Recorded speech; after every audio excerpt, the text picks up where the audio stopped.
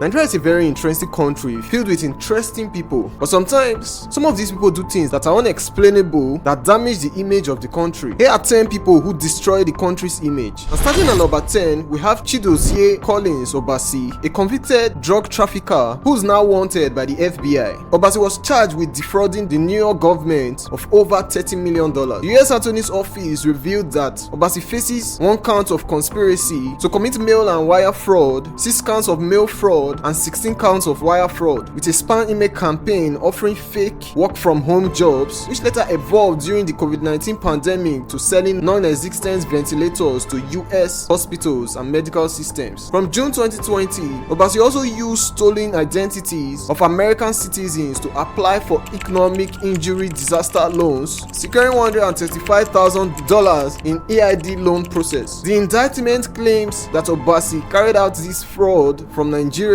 with the help of co-conspirators in Canada and other places. They allegedly pocketed more than $31 million, with most of it over $30 million coming from New York for the fraudulent purchase of ventilators. Now Obasi is on the run and the FBI is seeking help to locate and arrest him. If caught, he faces up to 621 years imprisonment, yes, 621 years, and a $5,750,000 fine, and must repay the over $31 million he defrauded. At number 9, we have Emmanuel Wun, who made headlines for pulling off one of the biggest scams in history. In the 1990s, Wun managed to con a Brazilian bank out of a staggering $242 million. Here is how it went down. Wun, leveraging his position as a former director of the Union Bank of Nigeria, impersonated Paul Ugoma, then governor of the Central Bank of Nigeria. He convinced Nelson Sakaguchi, director of Brazilian's Blanco Norest, to invest a fake airport project in Abuja. The deal was $242 million, with $291 million in cash and the rest as interest. This scam, which led to the collapse of Banco Norest in 2001, was the 3rd largest bank fraud in history. In 2005, Wunde was convicted by a federal high court for his monumental fraud known as 419 scam. Wunde's scam was exposed during Banco Santander's attempts to acquire Banco Norest, a significant discrepancy in the bank's finances. Money lying dormant in the Seaman Islands triggered a multinational investigation involving authorities from Brazil, Britain, Nigeria, Switzerland, and the United States. Nigeria's Economic and Financial Crimes Commission was eventually established to arrest Wunde. After a lengthy legal process, Wunde and another accomplice pleaded guilty and were sentenced to a combined 25 years in prison. Wunde's assets were confiscated and returned to the victims. Wunde's conviction was the first major one for the EFCC. This case got a lot of worldwide recognition, and it was one of the main reasons Nigerians lost the trust of investors. At number 8, we have Diezani Alison Madu, Nigeria's former oil minister, who was charged with bribery offenses in the UK. She's accused of taking financial rewards for awarding multi-million-dollar oil and gas contracts. Diezani was a major figure in ex-president Goodluck Jonathan's administration and even served as the first female president of OPEC. The UK's National Crime Agency froze millions of pounds worth of assets related to her alleged crime. Diezani allegedly benefited from at least £100,000 in cash, chauffeur-driven cars, private jet flights, luxury family holidays, use of multiple London properties, expensive furniture, renovation work, and staff for these properties, designer gifts, including Cartier jewelry and Louis Vuitton goods. Thanks to evidence from the NCA, the US Department of Justice discovered $53.1 million in assets linked to her alleged corruption. The NCA also collaborated closely with Nigeria's anti-corruption agency, EFCC. At number 7, we have an accomplice of Diezani, Kola Aluko, a Nigerian businessman who has interest in African infrastructure and aviation. Agree that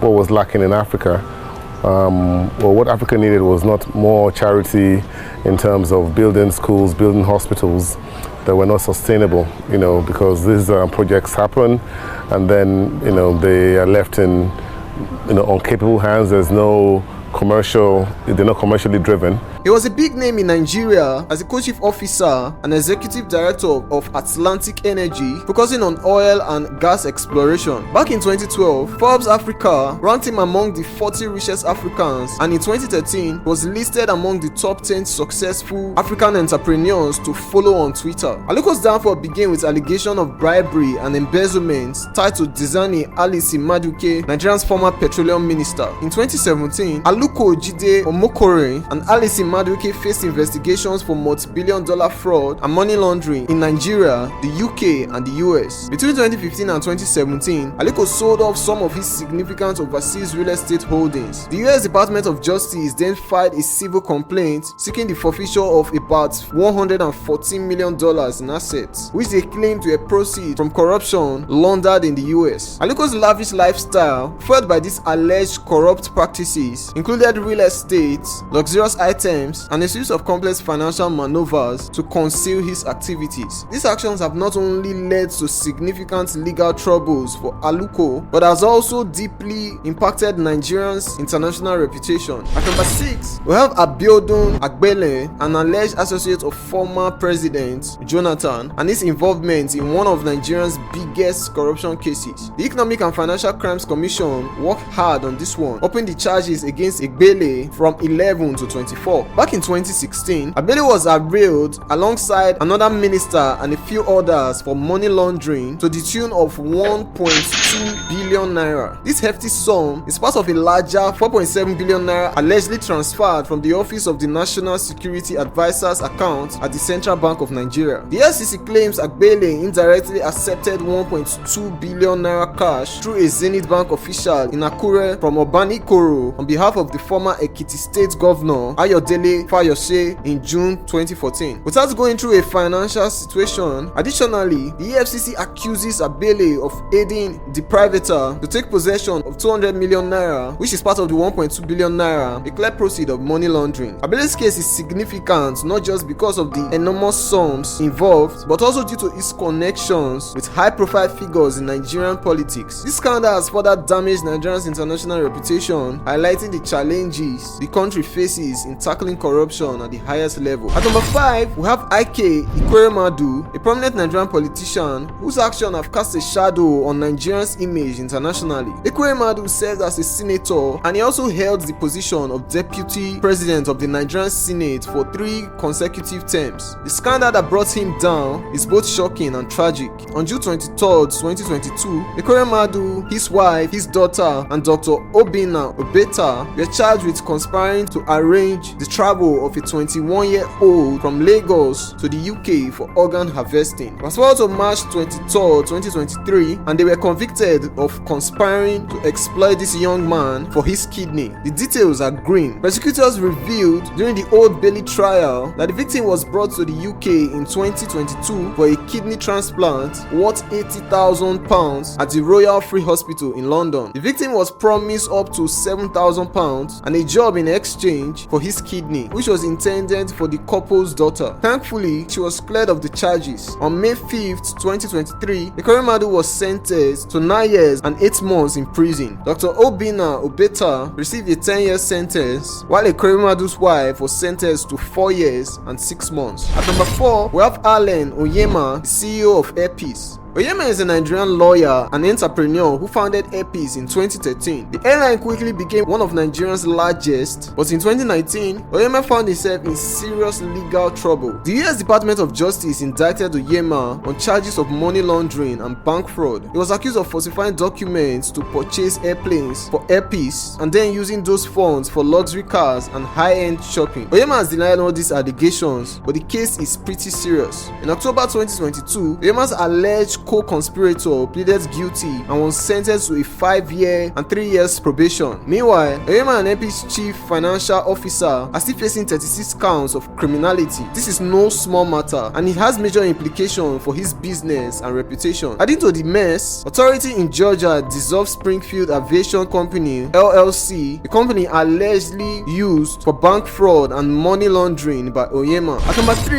we have Invictor Obi, whose real name is Obi One Name Okeke. At just 16, while staying in his village, he launched an IT company that printed business cards and created websites. With his first profit, he bought the finest bicycle in his village. By June 2016, Okeke made Forbes Africa's 30 under 30 list, and in May 2017, his company won Africa's most innovative investment company of the year. He was also a speaker at the Forbes Under 30 Summit in Tel Aviv and Jerusalem around the Invictor Foundation, providing scholarships for book reviews in the Igbo language. However, beneath this success lay a dark secret. Okeke used phishing emails to hack into the email account of the CFO of Unatrack Holding Limited, a UK-based subsidiary of Caterpillar Incorporated. He managed to make fraudulent transfers totaling up to $11 million to overseas accounts. The FBI found that he had access to the CFO's email 464 times, leading to about 15 transfers between April 11th and 19th, 2018. Unatrack filed a complaint in June 2018, kicking off an FBI investigation. By August 6, 2019, Okeke was arrested at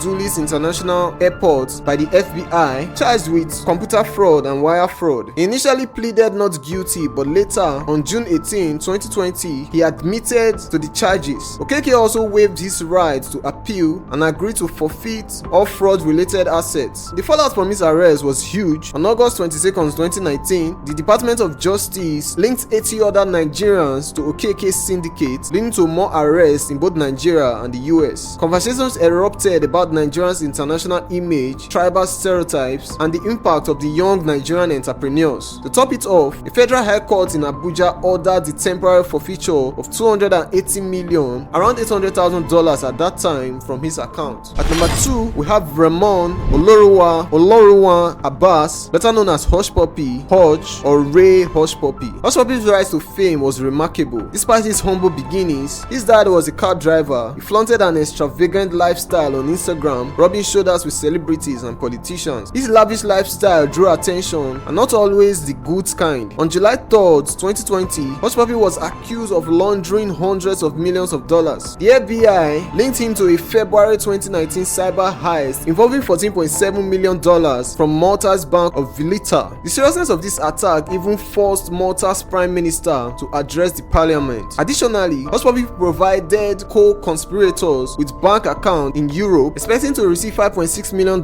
each from the stolen funds. He was also accused of aiding North Korean hackers in laundering money and scheming to steal $124 million from an England Premier League football club. Nigerian authorities also wanted him for fraud. Hush Puppy's arrest by the Dubai police in June 2020 was dramatic. Operation Fox Hunt 2 led to his capture alongside 11 others. Detectives seized over $40 million in cash, 13 luxury cars worth $7 million, 21 laptops, 47 smartphones, 5 external hard drives, and 800 potential victim emails. It was clear he was a key player in a vast cybercrime network. On July 28, 2021, Hush Puppy pleaded guilty to money laundering. He admitted to his crimes, identified a Nigerian Deputy Commissioner of Police, Abba Kyari, as an accomplice, and the court issued an FBI warrant for Kyari's arrest. Facing a statutory maximum of 15 to 20 years in prison, Hush Puppy wrote a personal letter to Judge Otis Wright, expressing regret and apologizing to his family. On November 8, 2022, he was sentenced to 11 years in federal prison. Finally, at number 1, we have MD Tiamiyu, a Nigerian YouTuber living in the UK, who found himself in hot water after some controversial claims he made about Nigerians migrating to the UK. This all started when UK's Home Security Swella Braveman announced a ban on international students, including Nigerians, from bringing family members during their master's program. In a BBC interview right after the announcement, Tiamiyu, a migrant in the UK, suggested that many Nigerians use the guise of studying for a master's degree as a way to gain entry into the country and bring their families over. Claimed that these students often lose focus on their studies, hinting that they are not being honest about their true intentions for coming to the UK. But then, things took a sharp turn. Tiamiyu was arrested for allegations of defrauding the UK government of £160,000. The money, which was supposed to help with his resettlement and integration after he claimed asylum, was allegedly used by Tiamiyu to build a house back in Nigeria. This financial dispute added fuel to the fire sparked by his earlier controversial comments. His remarks in the interview had already influenced the UK government's decision to tighten restrictions on Nigerian students, limiting their ability of those not enrolled in PhD programs to bring their families over. So if you enjoyed the video, kindly click on the student thing is not real. It's not like they need the degrees.